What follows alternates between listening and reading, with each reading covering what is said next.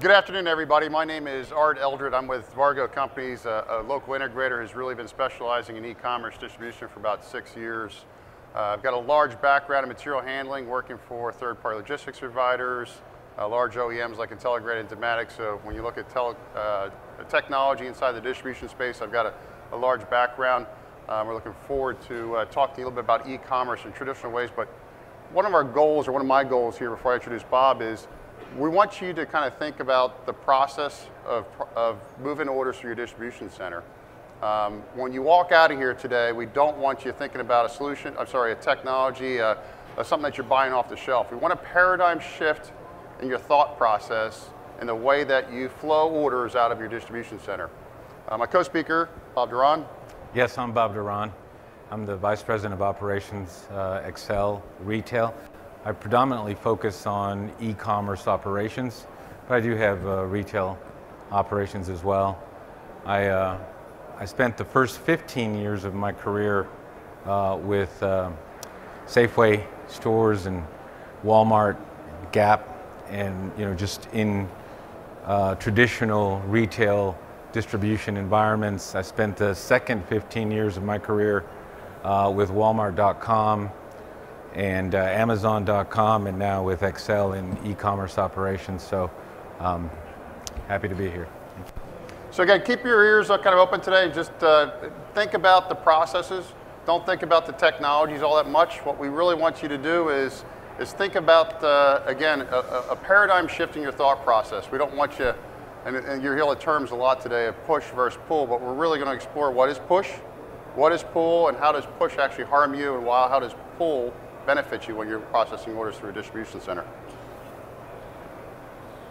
So we're going to kind of contrast a little bit back and forth. Bob's got a great experience in e-commerce and operating these distribution facilities. We've got a lot of experience in designing and implementing some of these, so we're going to kind of bounce back and forth a little bit today and play different roles. Again, what we want you to walk away with, lean is a process, it's not an application. So if you're going out on the floor and you're looking for something that has a lean WMS, you'll hear about processes that drive that, but it's not a solution necessarily. It's not something that you're buying off the shelf. It's a way that you're following your operations. One of the things when you start thinking about retail versus e-commerce is the wave and the waveless. We're going to promote a lot of continuous order fulfillment. So e-commerce is obviously an area, an industry that drops orders minute by minute, second by second. The retail world's usually one that drops an order nightly and processes daily.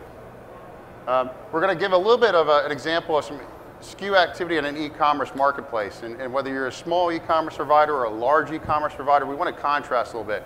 We're going to explore what those large e-commerce guys are doing today.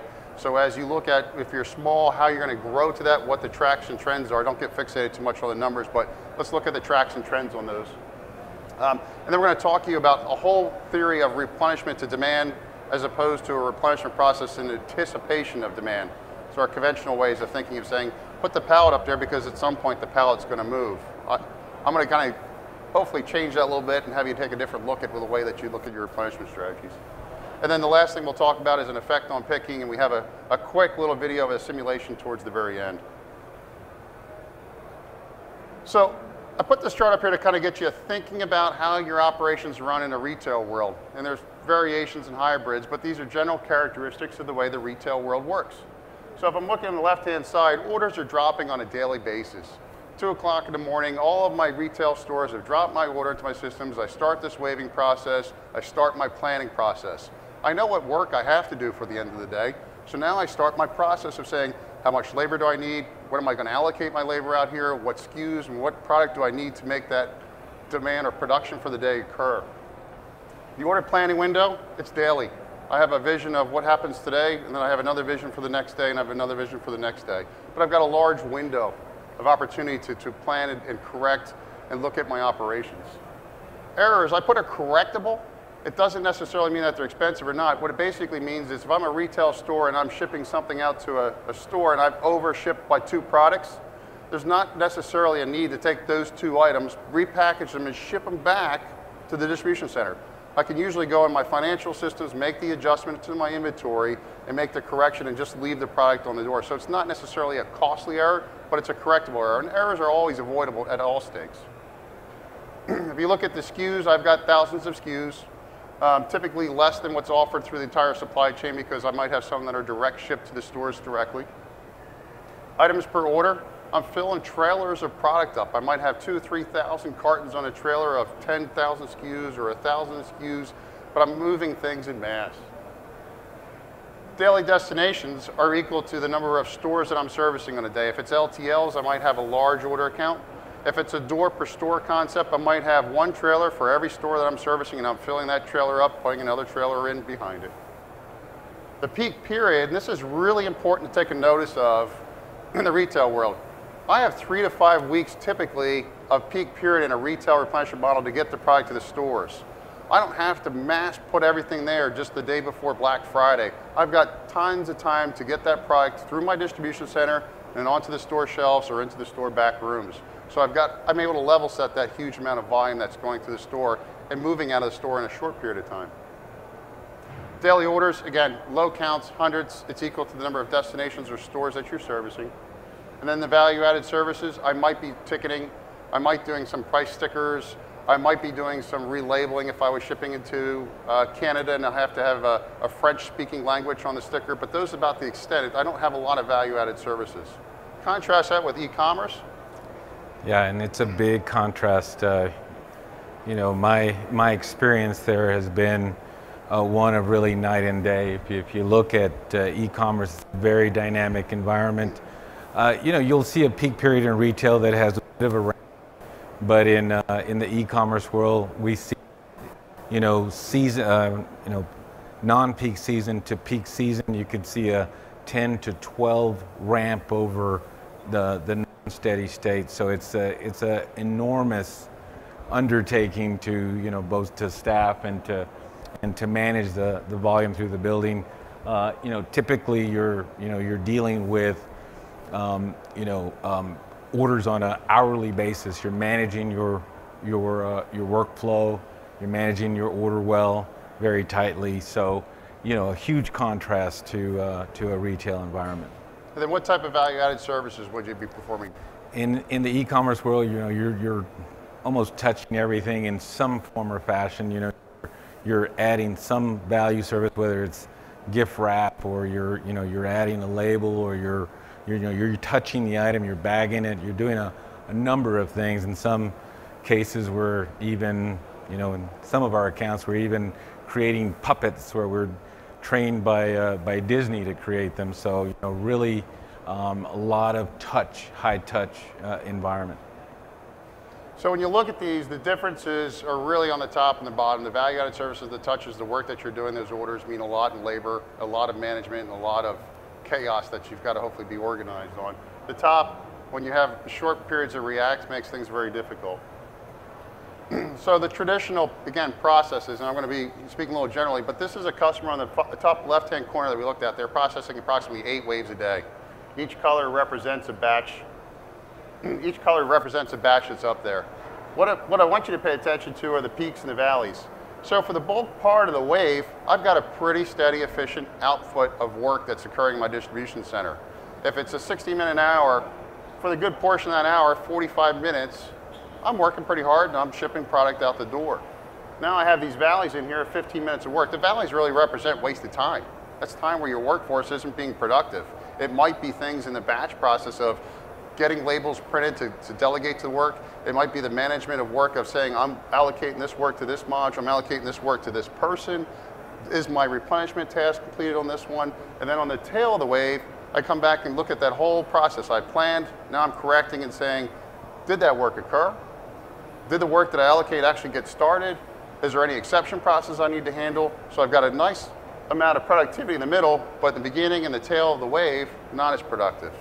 The other thing that you're starting to see is the hybrid. So not every operation looks like that, I guarantee that, right? If I go out to a shipping sorter and a retail dock, I'm seeing a good 200 cartons per minute flowing through that sorter at a steady rate. And if I follow that batch, why am I not being starved? The reason is we're starting to do batch overlaps. So the output looks nice and consistent, but in reality, I still have a gap at the beginning and the wave. So what we've actually done ourselves is a little harm. We've masked the inefficiencies that are occurring in our operations. We're not getting that steady output through the doors that we think we are with labor. We're only getting a steady output on the machines. So the ideal world is, how do I take this output and I make it consistent? How do I get my workforce from 50 minutes productive an hour to 60 minutes productive an hour? Well, if I can continuously feed workers, I'm making them more efficient. I'm making that 50 minutes now 60 minutes of productivity. I haven't increased their speed. I haven't increased the exhaustion on them. All I've done is allocated work in a consistent flow, dropping orders to them over and over and over again. And we call this a continuous flow processing, but basically it means eliminating the wave, eliminating the batch. And we're going to talk to you a little bit about how does that happen behind the scenes. If I fill in those gaps though, the net result in this case was a 26% improvement just in the flow of going out the door of your efficiency of your workforce. So this is a big impact to our operations. I'll talk a little bit about, in the traditional push environment, and I'll give you some context to what we saw happen this past holiday season.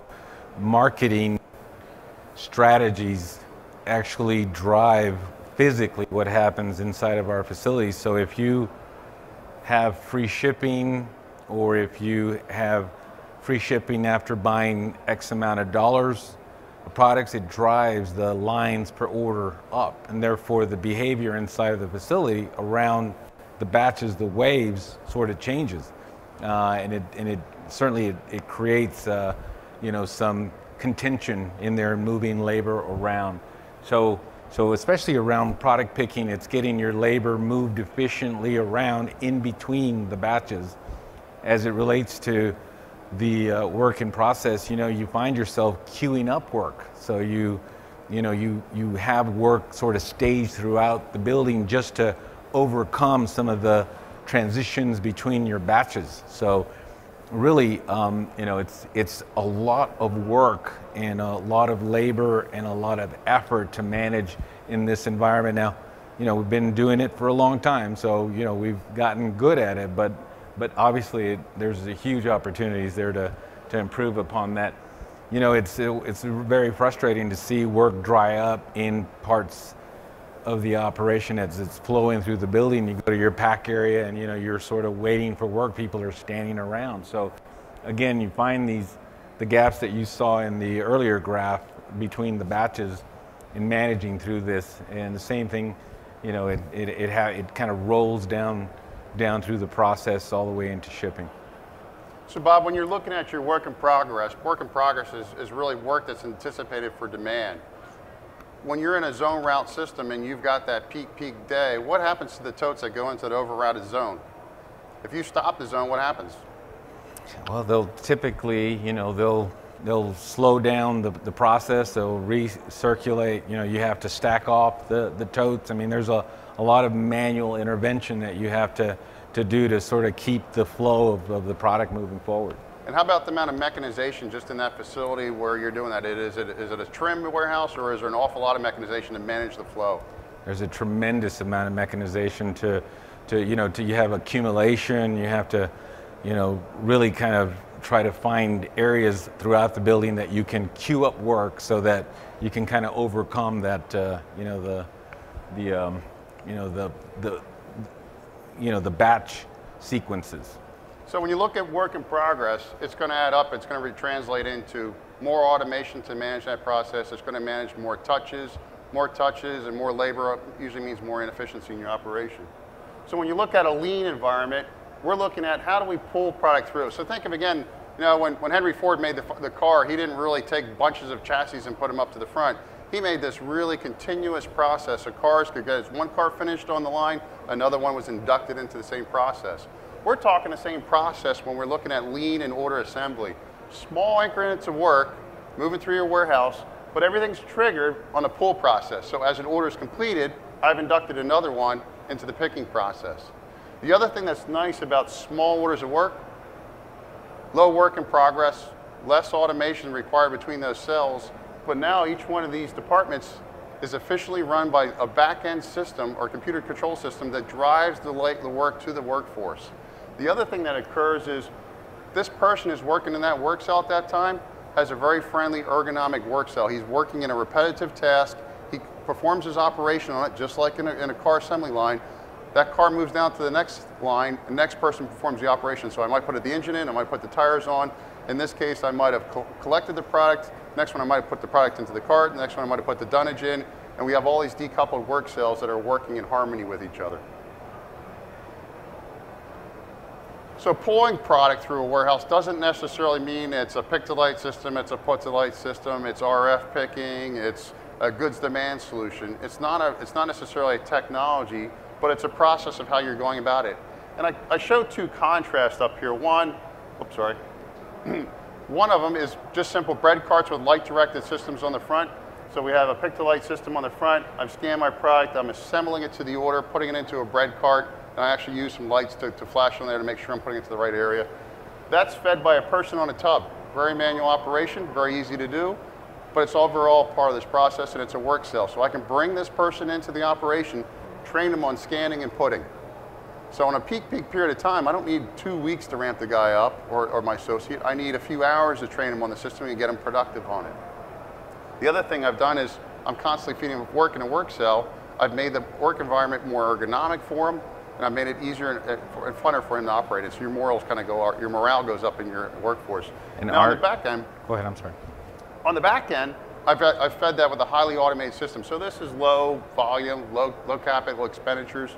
The back end's fed by a more automated high-end piece sorter, a cross-belt sorter that's doing large volumes of work and sorting and segregating it down to the work cell. And you'll see the work cell is a little bit more substantial. We're running more volume through it. We want it a little bit more beefy, a little more commercial. But the key again is it's not necessarily a technology. It's a process of pulling orders to a work cell. So don't get intimidated when you walk out on the floor of saying, I need this large put-to-light system. You don't necessarily need that. You can do that with paper, you can do it with RF guns, you can do it with lights in this case. And Bob, I know you've had some experience with this. Yeah, we implemented a solution, so put walls at our pack stations this year, and you know, we did get the productivity and the payback that we were looking for, so you know, we were very happy with the end result there. But the real benefit comes from, you know, when you have a you know, 10-to-1 or 12-to-1 ramp of people, you have to bring in, you know, hundreds, possibly thousands of people to manage that peak period of work. And what we find in processes like this that are more process-oriented and simplified is that the training curve for them is very short. So it's easy to get people up and running in you know, in sort of this design, and we found it to be very successful this past year. So I've talked a little bit about order assembly processes and breaking down in small segments of work. So now we're going to talk a little bit on how do I decide how to induct the work, and then how do I decide what the replenishment work, and what's my criteria, and how does this whole process work. So in a what to pull scenario, this is the work that decides when I completed that order on the shipping dock, or when that car is rolled off the manufacturing line, how do I start the new car, and what car am I working on next? In this case, in e-commerce, we're talking about what e-com order am I targeting on next. So when we look at the order pool, that's out here, this is all of my demand that I know about that's coming to the system at this point. In a peak day, it's a pretty substantial order well. What we do is we look at the process at the very top, and we decide what orders in the top of this order are at the high priority. So we're following business rules. And business rules are things like, is it a priority order shipment? Is it a shipment that's been in my well for almost 3 days or 4 days that necessarily isn't a rewards customer? Is it a program rewards customer that gets priorities going out the door? Is it an order cutoff that is at 3 o'clock? All those type of order priorities are all bubbled up to the top. So as an order becomes more important to work on, it bubbles up to the top of the stack. And this beginning order, I select that active order that's bubbled up to the top. I also look at all the other synergetic orders. So this is a work that I call the seed. It's like planting something out in the grass, right? That seed becomes the task assignments for the rest of my work assignments. I now say I'm going to pick these items in this aisle, but what other items are at the top of the order profile? So when I make a pass through there, that have synergistic qualities or characteristics to match that order. So if I'm going down an aisle and picking your product, why don't I also look at all the other orders that are synergistic that are also at the top of the priority list and pull those as well? Let's make our workforce efficient. We have intelligence, we know what's out there in the order pool. It's a matter of what criteria you selected off and how you efficiently drive work to the workforce. The other thing that's really important in an order well is it has to be dynamic and it has to be adaptive to your business. So 1:50 in the afternoon, an order that has to be out by 2 o'clock in the afternoon is very important to work, right? So at 1:50 in the afternoon, a thunderstorm hits, the power goes out, and my power's out, my workforce is done for 20 minutes. 2:10, lights come back on, operation starts back up. Is that order just as important as it was at 150? It's not. Put it back down to the stack and look at the next one that's got to go out at 2 o'clock. So it's equally important to know what worked to work as it is not to work. In a batch environment, that 150 order, it was pushed in the slug, it has to be completed. It's part of that work in progress. So in an order mining process where I'm pulling work to a center, I only pull work that's necessarily matched to my demand, but it also, more importantly, matched to my business criteria. So a quick kind of contrast of how we're doing that versus the traditional ways. The traditional way says, go down an aisle, discreetly pick every one of my products, put it into its outbound box. We call that discrete order pick.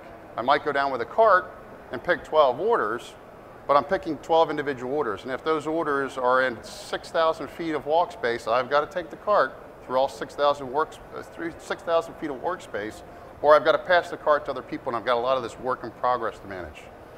In an order assembly process or a continuous flow, I go down the aisle, but I'm collecting the product for hundreds of orders at all at one time.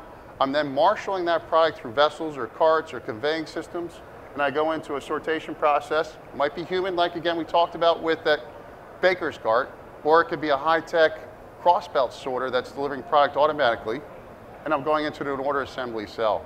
So a little bit of a contrast of how we've been traditionally doing things and how some of the leading edge and the top e-commerce providers, so we all know who the big river is and what their success is. They're following processes very similar to this. The rest of us also need to. And what I'm going to cover here in the next 3 slides is essentially, in the e-commerce world, you're dealing with, the 80-20 rule. You're dealing with 20% of the SKUs drive 80% of the volume, and so as you replenish, you're going to see the same sort of activity on the backside. You'll see, in this case, that over 40% of the units or of the volume is driven by one unit, and 20% by 2. And the next slide, you'll see that units sort of follow the same pattern around SKUs. It's over 14% is 1. And so really, if you look over to the left side, it follows that same pattern around the SKUs and the units. And in the third one, same pattern. It's really around a small number of SKUs driving the majority of the volume. So what's really interesting is if you're 2,000 SKUs, you don't see a huge Pareto in your curve. You've got a lot of activity coming from your 2,000 SKUs. Some of these really large commerce, and I'll call out fast fashion. Fast fashion is a business that changes SKUs dynamically. They turn them through their businesses every 6 weeks. But the world is really starting to evolve on the e-commerce sites of offering more SKUs and having more reasons for your customers to come to your website. I still have my core SKUs and my core business. That long tail that we're seeing out there is what's driving traffic to the e-commerce site. And the interesting part of the tail is that when you looked at all of these cases and all these graphs that we put up here, the characteristics may relate a little bit to your business, but for the most part, that Pareto stays the same. Most of the work is coming from stuff that's moving 1 case or less in your business. There's only a small portion of this that's coming from 2, 3, 4, 5, 6 cases. So again, you look at that retail world, when we're filling to the trailer, the full trailers for a store, I'm moving cases and pallets of product. Here I'm moving items a day, and I may not touch that item for the next day. So, what I'd share with you in this environment, I wouldn't say that we have great forecasts. So, replenishing into a module is a challenge, and to finding the balance in those modules is a real challenge. So, you plan your workload, and you have to replenish based on your batches. And again, in the environments that we operate in, once you drop your wave, you have to perform replenishment, and that takes time. And so really sort of managing the balance of not just your labor and all of your priority workload, all that is going to be the balance between the, your replenishment and your pick, and then as it flows down into the rest of your process. So remember we talked a little bit about the pull process, and when we duct orders in, we're looking at whatever the top of the priority is to begin that work, because we want to work that's relevant. But when we look at the replenishment process in a demand-driven system, we don't need to look at the top of the bubble. We should look at the demand that's in the entire order well at one period of time. When I go back to a reserve location to move it to an active, why do I want to go back in a batch environment and possibly visit 8 times the 8 batch scenario that I had earlier? Why not go back to the reserve location? If it called for one case, move the one case up, it matched the demand for the entire day. If the demand was 12 cases for the day, grab 12 cases on that and randomly put them away into the active pick area. So replenishment becomes a lot more efficient when you're looking at doing it to a demand process. And if you look at, the contrast in the two, in the traditional sense on the left side, there's a lot of equipment, a lot of labor. As Art was saying, you got to move replenishment multiple times a day. It's very time consuming, and it creates contention in the aisles with equipment. I mean, it's a very challenging process. You got to have labor, standing there ready to take over the piece of equipment so it doesn't sit idle in order to manage the volumes that are coming through. So again, very challenging environment on the left side. On the right side, when you start to prioritize work in this continuous wave method, you're kind of biting off the workload as it's real time, and you're completing an order, and then you're dropping the next one through, and so therefore the replenishment process happens, and therefore you're creating a much more efficient process. So on that wave environment, I can't begin picking that wave until I've done all 25,000 units in the replenishment task. I've got to wait for all that work in progress to get completed before I ever touch the first pick. In a pull-based environment, remember I talked about going back and pulling that case. If that was 8 cases, I don't necessarily need to pull all 8 cases to begin work. As soon as that first case from reserve ends up in the active pick location, I can begin my work. I can start picking that order. The ironic part of it is 25,000 units is 25,000 units. At 10 items per case, 10 items per case, it's the same amount of cases I'm moving back and forth. The difference is one of them is a little bit more efficient, but as every task is completed in that small increments of work that I've introduced into the system, I can begin processing orders out of it. But what happens on those systems where I've guessed too small? I know that I've slotted something into an active pick location for a case quantity, and all of a sudden your customer puts something on the Today Show. You were telling me about this a little earlier. Nobody knew was going on Today Show, right? What happened? Yeah, you blow up that area, and you've got a lot of replenishment that you're falling behind on, and therefore you're really creating a lot of inefficiencies in that part of a pick module or whatever it is. So not optimal, and especially when it's difficult to predict what's going to turn hot like that. So very, very challenging environment. So is it fair to say in a 10-wave system, you might go back to that location how many times? At least 10 or multiple times after that. So, it just continues to be a challenging thing as you work through each one of your batches. And it's not just your big batch that you drop for efficiency. You also have batches that you have to do for priority. So maybe international shipments or, next day or 2-day. All those waves, typically you're going to try to manage those manually, so it involves human intervention to sort of manage those waves. So when you've looked at traditional kind of warehouse means and you've slotted something to an area, and I know you have one system in particular I'm thinking of that has pallets, flow rack, and bin shelving. How did you decide what to slot that on? You have no forecast, you have no plan. Right, and typically it's historical or, it's guessing, a lot of guessing games out there. You're trying to create efficiencies. You try to, determine historically what was a hot item and make sure you kind of spread it out through your modules. There's a number of ways to try to go at it, but, it's still it's sort of a guessing game. I thought he had a Ouija board underneath his desk, kind of magically projecting what was happening. So, what we want to kind of get to think about is a demand-driven system is reactionary to what's happening at that time, that moment. It dynamically reacts to what's happening on your website. When free shipping kicks in and all of a sudden your order profiles change, you don't have to go retune your orchestra. Your orchestra automatically stays tuned through the process. So when I look at demand-driven systems, most of my systems, again, remember that long tail, everything's moving in a case quantity or less. There's a few items that are moving more than cases. Those are my core SKUs. But for the most part, if I'm shipping stuff as cases, why not move everything in small increments of work? I've gone to systems where we've implemented bin shelving and put a case quantity for every SKU out there. The benefit in the picking side is unbelievable. The picking side says, I'm now presented with 600 SKUs in the same distance that I was in a traditional warehouse. My occupant space is now 280 square feet versus 480 square feet. The difference I have here is when a SKU goes hot, when that Today show occurred and that thing went off the charts on the sales cycle and I had it slotted for one bin shelving in an old system, I don't have to go and try and reshuffle everything and get it into flow rack or get it into a pallet flow rack. I will then pull those 8 cases out there and I'll put them into 8 different locations randomly through the warehouse. I've all of a sudden removed the congestion points because I'm random in the nature of business. I've moved cases out there, and I've all of a sudden created the opportunity for 8 different people to pick from those product categories because it's in 8 different locations. It's matched to what the demand's happening.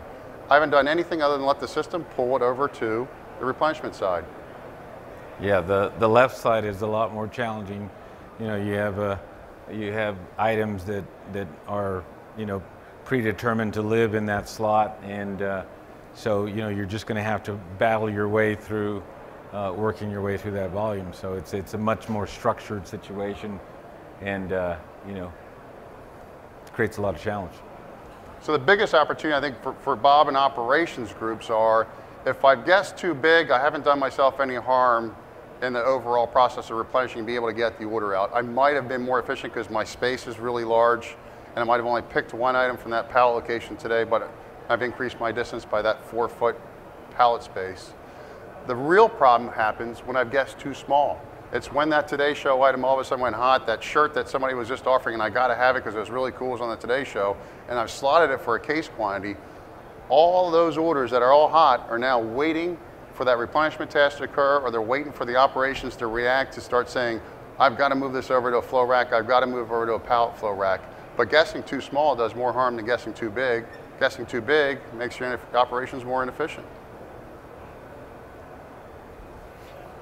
So to summarize, coming to the things that we talked about, again, we're trying to get you to think a little bit from a paradigm shift of wave, batch, using planning and forecasting tools made for a retail store and applying them to an e-commerce space.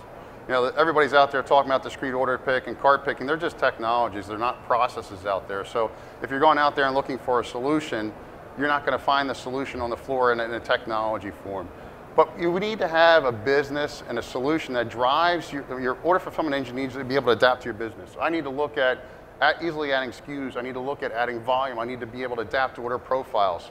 The biggest trend we saw this Christmas was the adoption of what? Free shipping. What did free shipping do to your operations?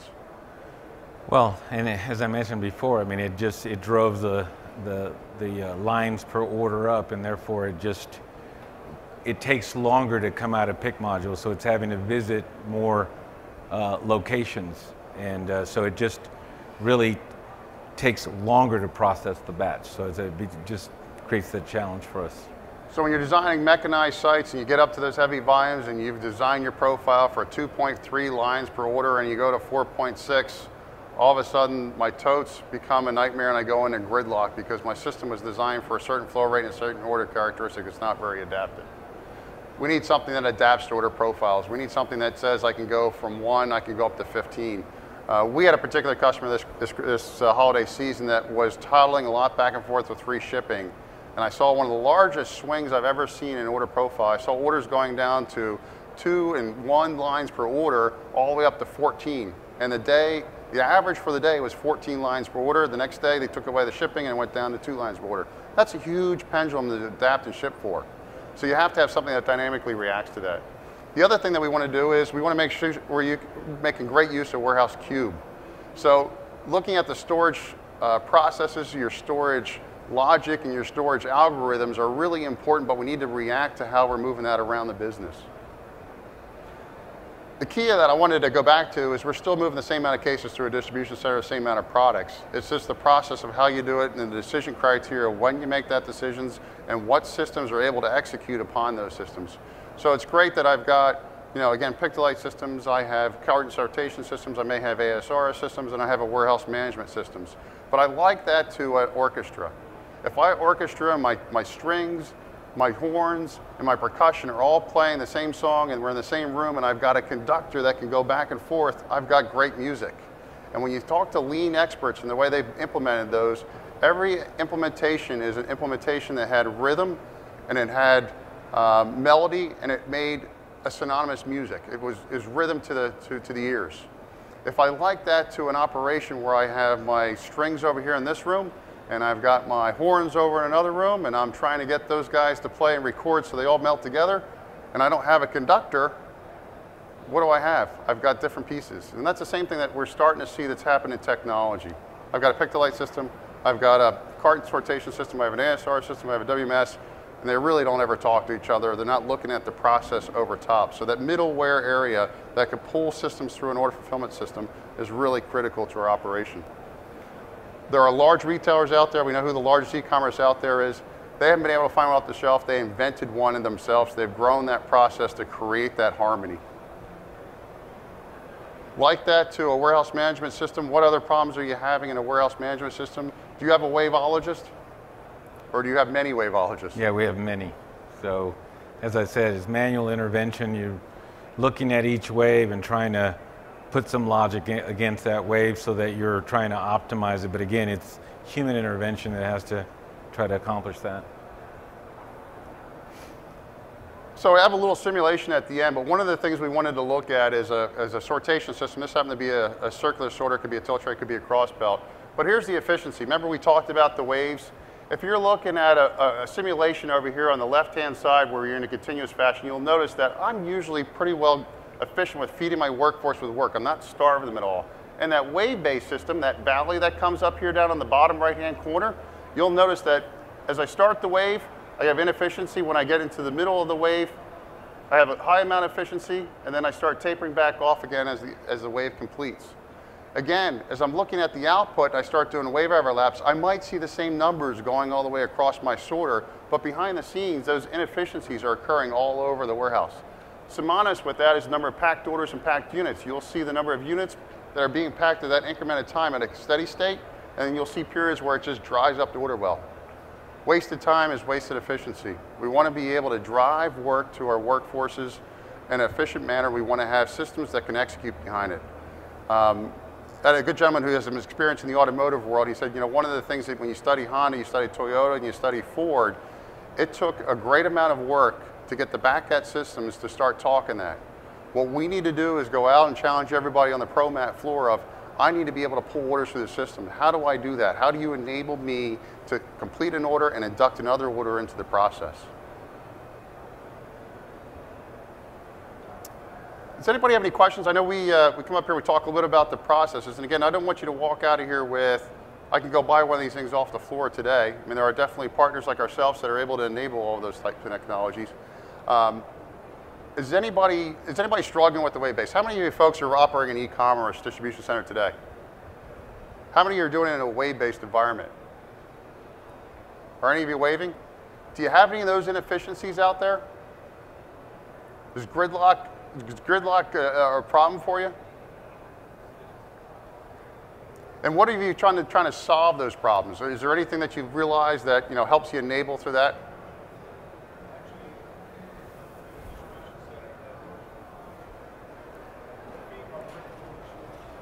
So you're feeding your brick and mortar stores. So you have an omni-channel approach. So you're feeding both e-commerce and you're competing for the capacity of your warehouse at any given time. Exactly. Who wins? Right now it's the retail. So we have a lot of idle time in our e-commerce. So retail wins because you're moving masses and the trickle of the process, it's more important to get the mass out to the systems. So we could go back and we could look at the pull-based process and the order priorities and the way to mine that across that and balance your workforce and make utilization of your automation plateaued. And I think that's one of the things we've really got to, again, challenge everybody out there in the e-commerce space, the ProMat space, and our providers and technology folks to say, how can you help me level set my business? Everybody talks about batches, and we have waveologists that we've created in the operations with great amounts of experience, and they'll do small batches of work, but we don't get into the small increments of work that are priorities, and then all of a sudden they start taking priorities over others. Before I know it, I've got all this work in progress that I'm managing. Bob and I will be available at booth 4141, the VARGO company's booth. We can talk to you more about the questions that are out there. Thank you very much for attending this afternoon. Obviously this is important to you, it's important to us, and hopefully you can tell a little passion in our voices. Thank you very much. Thank you.